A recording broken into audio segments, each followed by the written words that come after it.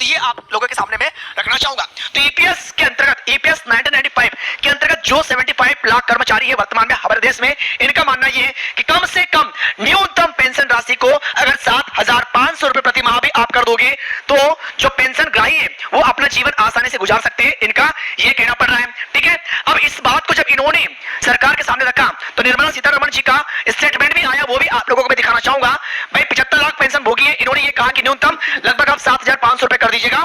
ठीक है, और यह विधेयक ईपीएस 95 पेंशन भोगियों के लिए एक बड़ी राहत लेकर आया है, क्योंकि वर्तमान में कई पेंशन भोगियों को बहुत कम पेंशन मिल रही है, जिससे उनका जीवन यापन मुश्किल हो रहा। अब अगर 7500 रुपीज की वृद्धि से इन पेंशन भोगियों को कुछ हद तक आर्थिक सुरक्षा मिलेगी तो वो अपना जीवन अधिक सम्मानजनक ढंग से जी सकते हैं। ये बात बिल्कुल सही है, ये वास्तविकता है। ठीक है ना, निर्मला सीतारमण जी ने क्या कहा, भाई इन्होंने एक आश्वासन दिया है कि इन कर्मचारियों के हित में जो भी संभव प्रयास रहेगा वो बिल्कुल हम लोग करेंगे। सिर्फ एक आश्वासन की बात की, लेकिन इसमें से 7,500 की राशि में से कोई ऐसा स्टेटमेंट इन्होंने नहीं दिया कि हाँ ठीक है दिया जाएगा या फिर नहीं दिया जाएगा। ठीक है, आगे बढ़ेंगे तो ये तो बात यहां पर क्लियर हो जाती है।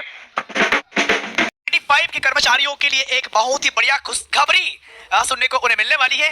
ईपीएस यानी कि एम्प्लॉई पेंशन स्कीम 95 यानी कि 1995 में बनी एक ऐसी स्कीम है जो कि उन कर्मचारियों के लिए है जो पूरे देश में अलग अलग इंडस्ट्री में काम करते हैं और अपनी सेवा देने के उपरांत जब ये रिटायर होते हैं तब इन्हें प्राइवेट सेक्टर और गवर्नमेंट सेक्टर ये दोनों मिल करके इनकी जीवन याचिका को आगे चलाने के लिए इन्हें पेंशन देते हैं। हालांकि आप लोग जानते भी हैं अभी भी ये पेंशन इस प्रकार की आप लोगों को देखने को मिलती होगी, लेकिन सबसे बड़ी बात यहां पर ये आ रही है कि पूरे देश में अगर हम लोग अलग अलग उद्योगों की बात करेंगे उनमें जो प्राइवेट सेक्टर में काम करने वाले कर्मचारी हुआ करते थे जो रिटायर हो चुके उनकी संख्या लगभग 75 लाख है।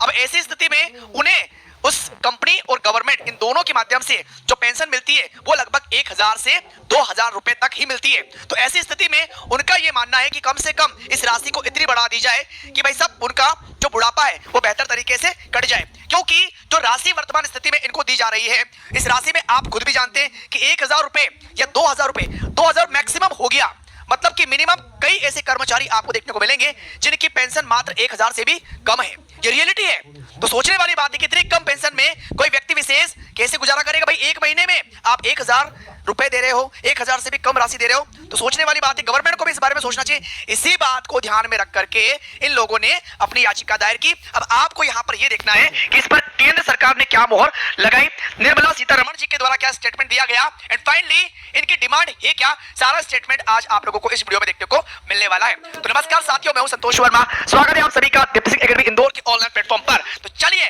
करते आज के सेशन को प्रारंभ। मेरे पीछे स्क्रीन पर आप लोग देख पा रहे हैं कि ईपीएस 95 पेंशन का सबसे बड़ा अपडेट आप लोगों को आज यहां पर देखने को मिलने वाला है।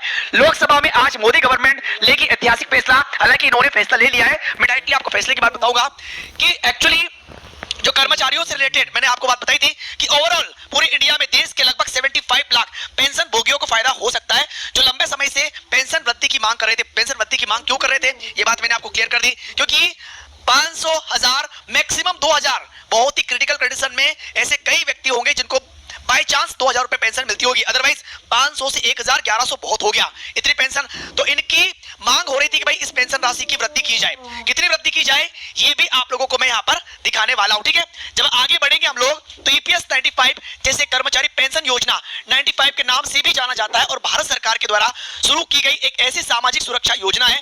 यह योजना संगठित क्षेत्र में काम करने वाले कर्मचारियों को रिटायरमेंट की अगर यहां पर बात होती है, यानी कि भाई सिंपल सी बात, संगठित क्षेत्र में काम करने वाले ऐसे कर्मचारी जो एक समय के बाद क्या हो जाते हैं, रिटायर हो जाते हैं। तो रिटायरमेंट के बाद में जिस संस्था में ये काम करते हैं वो संस्था इसके अदर में जो केंद्र सरकार होती है ये आपस में मिलकर एक फंड इकट्ठा करती है। उस फंड को एज अ पेंशन के रूप में उस कर्मचारी को रिटायरमेंट के बाद में प्रदान किया जाता है। लेकिन यहां पर सिचुएशन ये आ रही है कि इतनी कम राशि उसे दी जाती है कि भाई उसका जीवन यापन करना बहुत ही मुश्किल हो जाता है। और इसी बात को ध्यान में रखते हुए उनके द्वारा उस पेंशन में वृद्धि करने की मांग की गई। कितनी मांग की गई है ये भी आगे आप लोग यहां पर देखेंगे। ठीक है, देखिएगा बेसिकली होता यह है कि अगर कोई भी कर्मचारी किसी भी संस्था में लगभग 10 साल तक अगर नौकरी कर रहा हो तो वो इस प्रकार की पेंशन का लाभार्थी हो सकता है। उसकी आयु 58 वर्ष की होने पर या फिर असमय मृत्यु होने पर वित्तीय लाभ मिलता है। कर्मचारियों के वेतन का 8.33% हिस्सा प्रोविडेंट फंड से पेंशन फंड में जाता है, जिसमें केंद्र सरकार का भी योगदान होता है। समझ लो कितना, 8.33%। इसमें प्रोविडेंट फंड का एक्चुअली ये खास करके ये अमाउंट होता है जिसमें केंद्र सरकार का भी योगदान इसमें आपको देखने को मिलेगा। साथ में जब आप आगे बढ़ोगे तो इसमें कुछ पॉइंट्स आपको और भी देखने को मिलेंगे, जैसे कि योजना का नाम तो ईपीएस 1995 है। उद्देश्य संगठित क्षेत्र के कर्मचारियों को रिटायरमेंट के बाद में पेंशन प्रदान करना। इसके अलावा अगर आप देखोगे तो योग्यता वे कर्मचारी जिन्होंने 10 साल तक नौकरी की है और आयु 58 वर्ष की आयु होने पर पेंशन प्राप्त करने की पात्रता उन तमाम व्यक्ति विशेष को मिल जाती है। और सरकारी योगदान तो केंद्र सरकार का योगदान भी इसमें शामिल है और सुप्रीम कोर्ट का फैसला यहां पर यह होता है कि 4 नवंबर 2022 को सुप्रीम कोर्ट ने मौजूदा कर्मचारियों के पक्ष में फैसला सुनाया, जिससे वे उच्च पेंशन का विकल्प चुन सकते हैं। अब पेंशन बढ़ोतरी की यहां पर बात हो रही है, कितनी पेंशन बढ़ोतरी की बात इन्होंने की है। 95 के कर्मचारियों के लिए एक बहुत ही बढ़िया खुशखबरी सुनने को उन्हें मिलने वाली है। ईपीएस यानी कि एम्प्लॉई पेंशन स्कीम 95 यानी कि 1995 में बनी एक ऐसी स्कीम है जो कि उन कर्मचारियों के लिए है जो पूरे देश में अलग अलग इंडस्ट्री में काम करते हैं और अपनी सेवा देने के उपरांत जब ये रिटायर होते हैं तब इन्हें प्राइवेट सेक्टर और गवर्नमेंट सेक्टर ये दोनों मिल करके इनकी जीवन याचिका को आगे चलाने के लिए इन्हें पेंशन देते हैं। हालांकि आप लोग जानते भी हैं अभी भी ये पेंशन इस प्रकार की आप लोगों को देखने को मिलती होगी, लेकिन सबसे बड़ी बात यहां पर ये आ रही है कि पूरे देश में अगर हम लोग अलग अलग उद्योगों की बात करेंगे उनमें जो प्राइवेट सेक्टर में काम करने वाले कर्मचारी हुआ करते थे जो रिटायर हो चुके उनकी संख्या लगभग 75 लाख है। अब ऐसी स्थिति में उन्हें उस कंपनी और गवर्नमेंट इन दोनों के माध्यम से जो पेंशन मिलती है वो लगभग 1000 से 2000 रुपए तक ही मिलती है। तो ऐसी स्थिति में उनका ये मानना है कि कम से कम इस राशि को इतनी बढ़ा दी जाए कि भाई सब उनका जो बुढ़ापा है वो बेहतर तरीके से कट जाए, क्योंकि जो राशि वर्तमान स्थिति में इनको दी जा रही है इस राशि में आप खुद भी जानते हैं कि 1000 रुपए या 2000 रुपए 2000 मैक्सिमम हो गया, मतलब कि मिनिमम कई ऐसे कर्मचारी आपको देखने को मिलेंगे जिनकी पेंशन मात्र 1000 से भी कम है।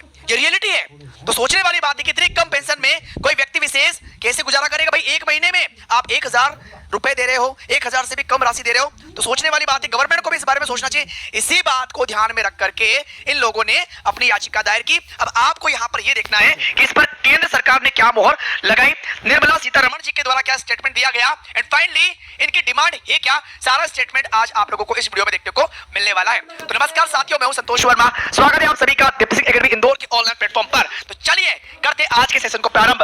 मेरे पीछे स्क्रीन पर आप लोग देख पा रहे हैं कि ईपीएस 95 पेंशन का सबसे बड़ा अपडेट आप लोगों को आज यहां पर देखने को मिलने वाला है।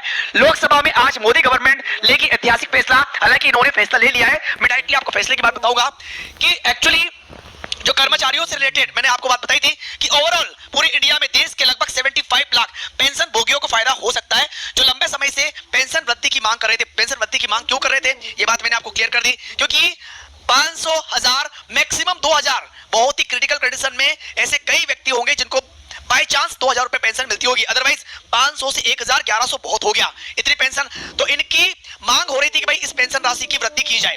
कितनी वृद्धि की जाए ये भी आप लोगों को मैं यहां पर दिखाने वाला हूं, ठीक है। जब आगे बढ़ेंगे हम लोग तो ईपीएस 95 जैसे कर्मचारी पेंशन योजना 95 के नाम से भी जाना जाता है और भारत सरकार के द्वारा शुरू की गई एक ऐसी सामाजिक सुरक्षा योजना है। यह योजना संगठित क्षेत्र में काम करने वाले कर्मचारियों को रिटायरमेंट की अगर यहां पर बात होती है, यानी कि भाई सिंपल सी बात, संगठित क्षेत्र में काम करने वाले ऐसे कर्मचारी जो एक समय के बाद क्या हो जाते हैं, रिटायर हो जाते हैं। तो रिटायरमेंट के बाद में जिस संस्था में ये काम करते हैं वो संस्था इसके अदर में जो केंद्र सरकार होती है ये आपस में मिलकर एक फंड इकट्ठा करती है। उस फंड को एज अ पेंशन के रूप में उस कर्मचारी को रिटायरमेंट के बाद में प्रदान किया जाता है। लेकिन यहां पर सिचुएशन ये आ रही है कि इतनी कम राशि उसे दी जाती है कि भाई उसका जीवन यापन करना बहुत ही मुश्किल हो जाता है और इसी